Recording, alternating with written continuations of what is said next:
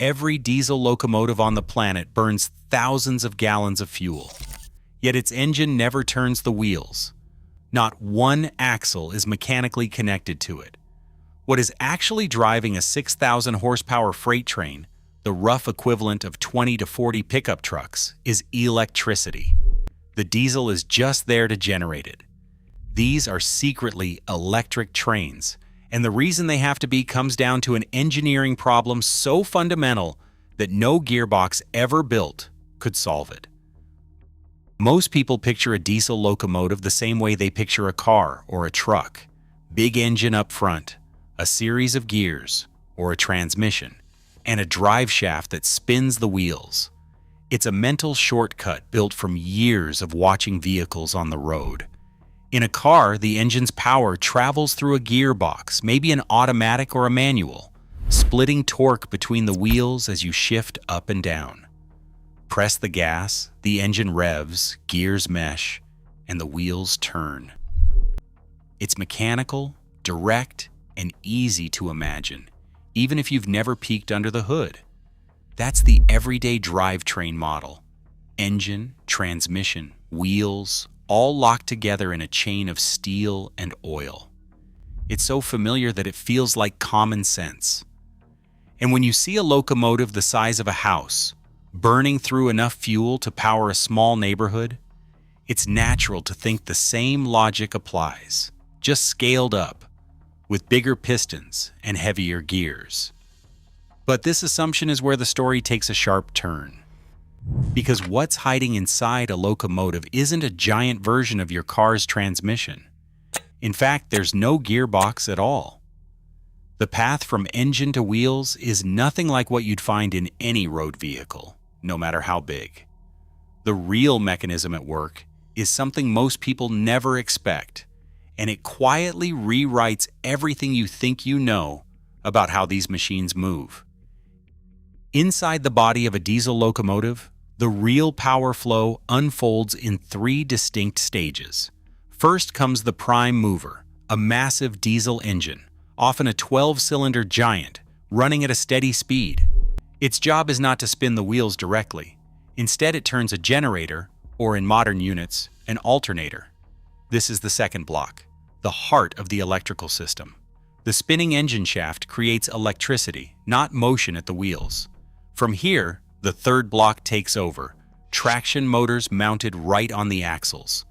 These electric motors receive power from the generator and do the actual work of turning the wheels, pushing thousands of tons of freight down the rails.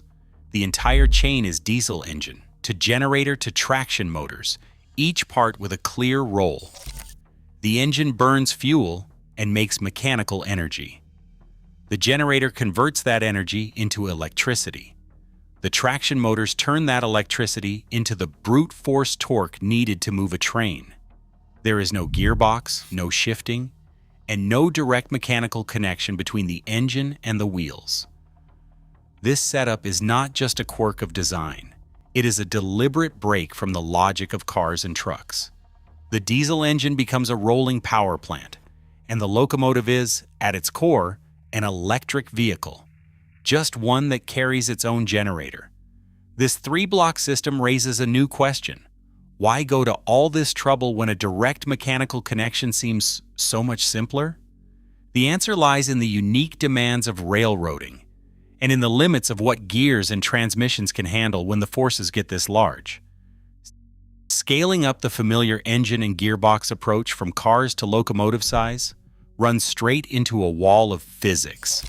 A diesel engine, even one the size of a small room, only makes its best power and efficiency within a narrow band of revolutions per minute, usually just a few hundred.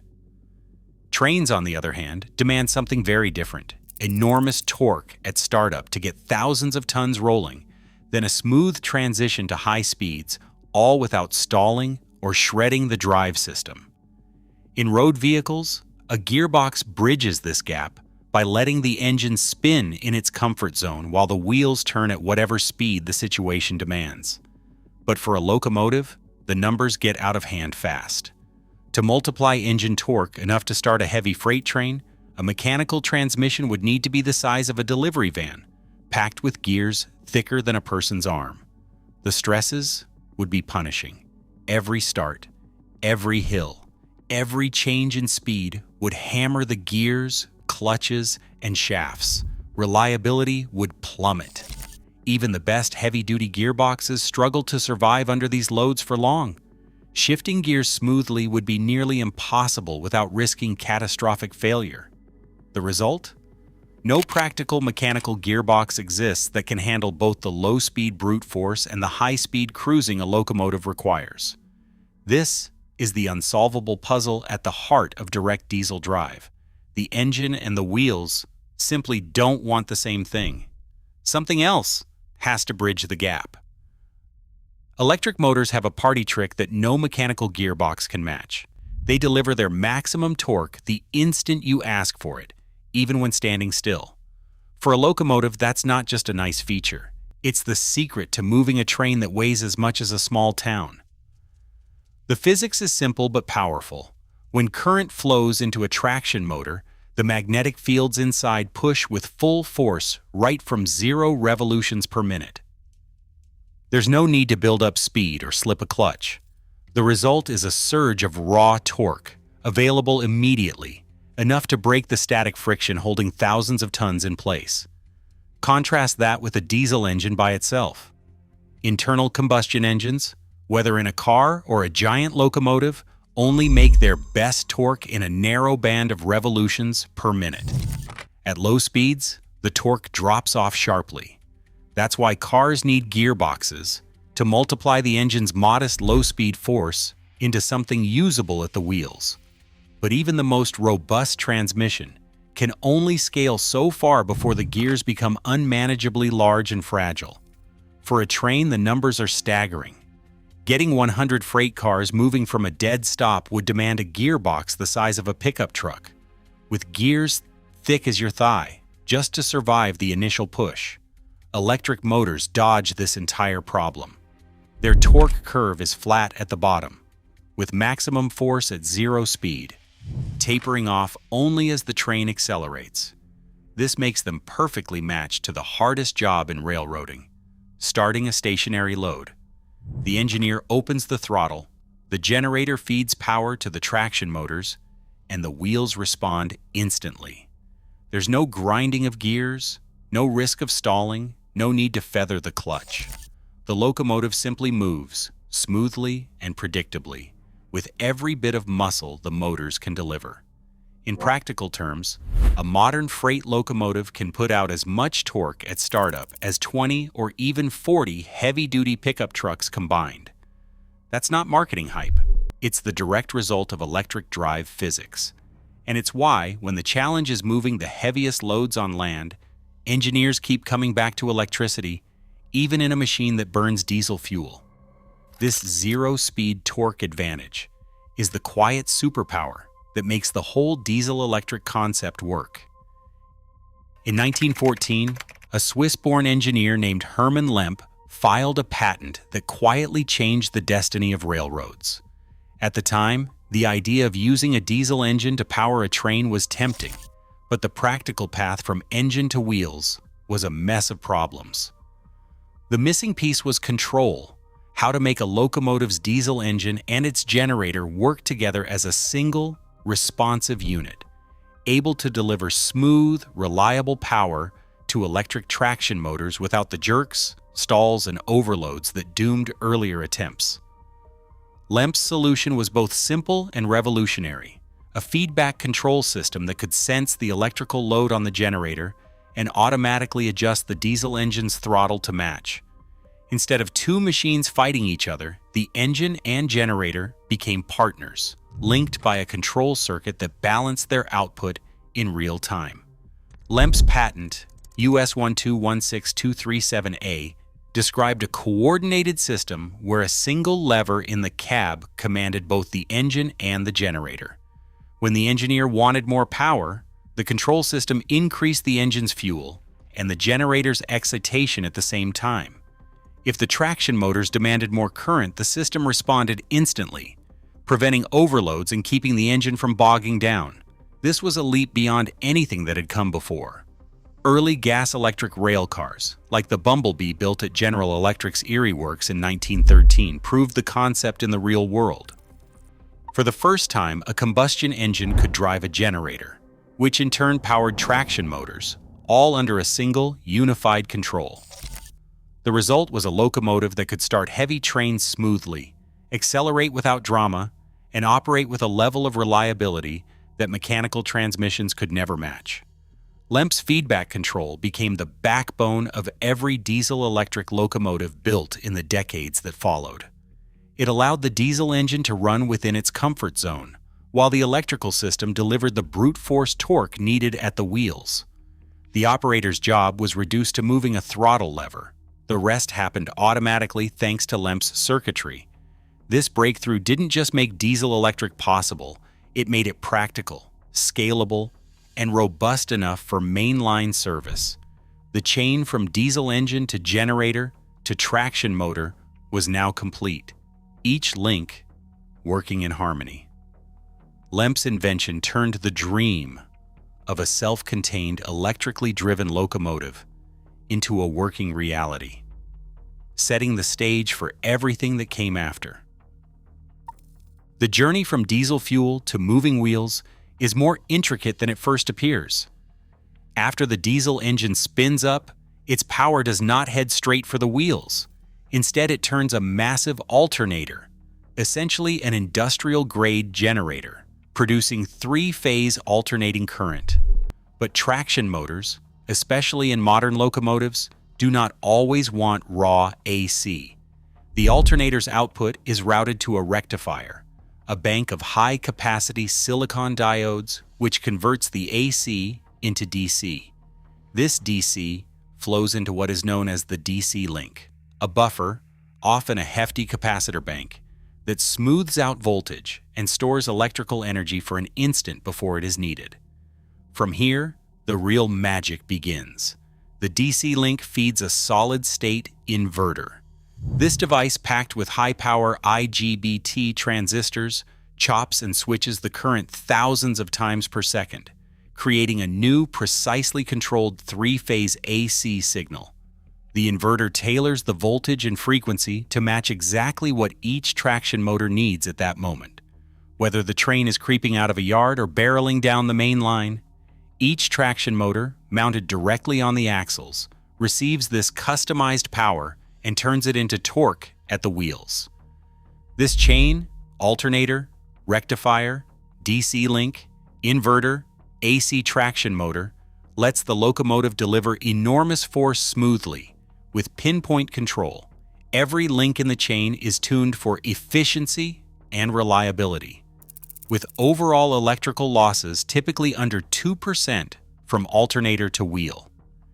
It is a system designed not just for brute strength, but for the kind of precise, adaptable power that heavy rail demands. Installing overhead wires and the infrastructure to run fully electric trains is not just a technical challenge, it is a financial mountain. By the mid-20th century, railroads like the Baltimore and Ohio and the Pennsylvania Railroad had run the numbers and found a hard truth. Electrification could cost around $3.5 million per mile. That figure covers more than just wires strung above the tracks. It includes the catenary poles, substations, transformers, and the constant upkeep of everything exposed to weather and time. For a main line running hundreds or even thousands of miles, the capital outlay quickly became staggering. It was far beyond what most railroads could justify, especially as freight volumes shifted and profit margins narrowed. A historian at the Railway and Locomotive Historical Society puts it plainly: electrification was a Cadillac solution in a Chevrolet world. Even the Pennsylvania Railroad, with its dense northeast corridor, had to justify every mile in terms of passenger and freight density.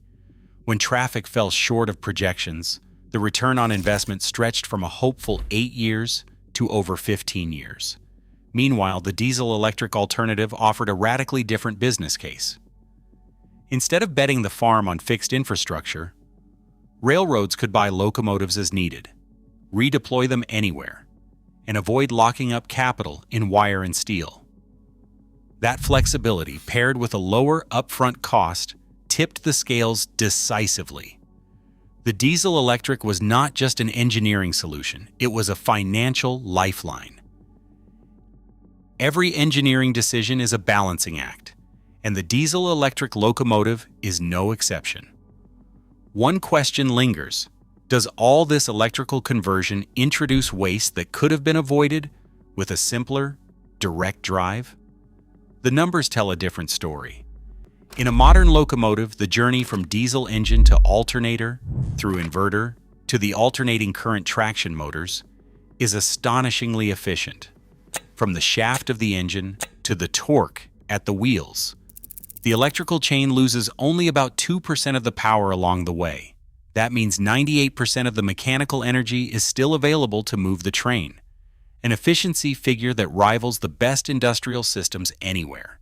This modest loss buys something far more valuable than a few extra gallons of fuel saved. The electric drive opens the door to flexibility that pure mechanical systems cannot match.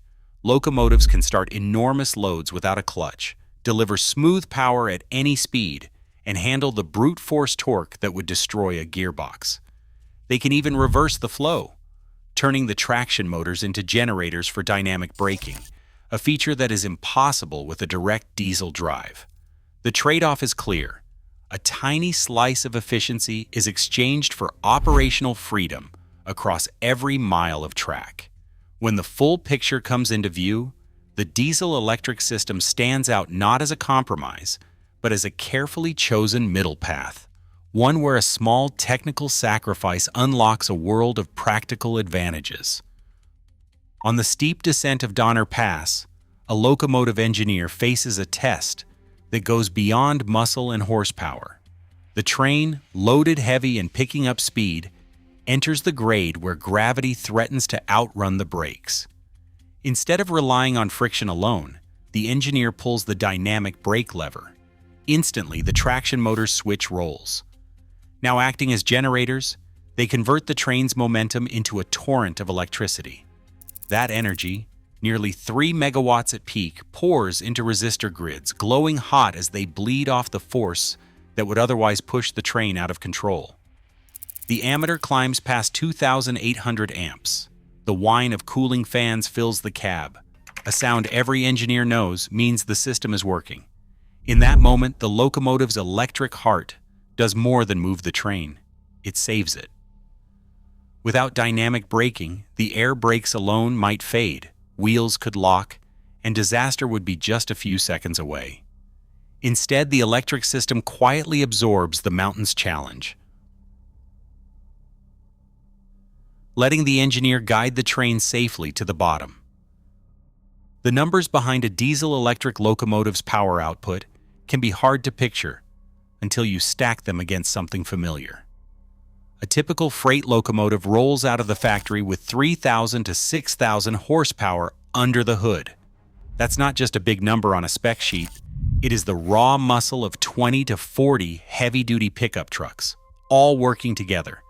Imagine a convoy of Ford F-250s or Chevy Silverados, engines roaring in unison, just to match what a single locomotive delivers every time it pulls out of a yard. The scale is staggering. One machine, quietly generating enough force to move a loaded train up a mountain grade, could outpull an entire parking lot of trucks without breaking a sweat. This isn't just about size, it's about the focused, relentless delivery of power that only a diesel-electric setup can provide. The comparison brings the locomotive's hidden strength into sharp relief, making the numbers real, and showing just how much engineering is packed inside that steel shell. Battery retrofits are quietly rewriting the script for diesel-electric locomotives. In California, a 500 kilowatt-hour lithium-ion pack was added to a standard GE Evolution Series freight engine. The result was an 11% cut in fuel use along a busy 300-mile corridor, with the battery capturing braking energy and lending an extra push when trains start moving. This hybrid approach isn't limited to rail. The Komatsu 930E, a mining giant, uses a diesel generator to power electric wheel motors. There is no transmission, just pure torque at each axle. The Bel 75710, the world's largest dump truck, splits its 4,600 horsepower between two diesel-electric systems, each driving a massive rear wheel. Even submarines rely on the same principle.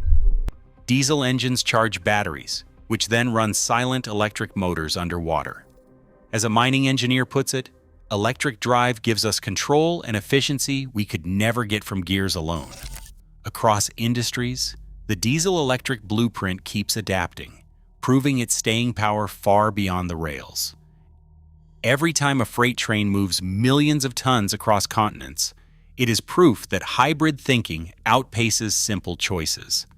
In a world racing toward electrification, the diesel-electric locomotive stands as a reminder. Sometimes the smartest path is not either or, but both.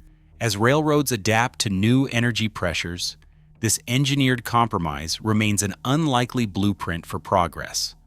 The best solutions rarely look like anyone's first guess. What do you think? Could hybrid logic power more than trains?